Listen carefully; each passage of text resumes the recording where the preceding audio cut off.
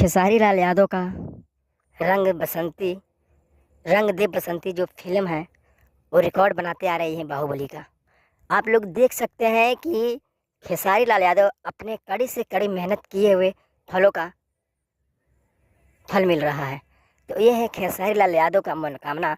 और खेसारी लाल यादव बहुत मेहनत करने के बाद अपने गांव में पहुँचे, जब डिफेंडर लेकर लोग क्या क्या उसको नहीं बोले और पब्लिक जनता क्या क्या नहीं बोले, तो खेसारी लाल यादव अपने संघर्ष करके वहां तक पहुँचे हैं। और कोई सेल्फी के लिए जाता है तो बोलते हैं कि खेसारी लाल यादव कोई सेल्फी खिंचवा कर खेसारी लाल यादव नहीं बने हैं, बल्कि उसके लिए मेहनत किए हैं और हम लोग ही उसको स्टार बनाए हैं और हम लोग उसे एक सेल्फी लेने के लिए तरसते हैं।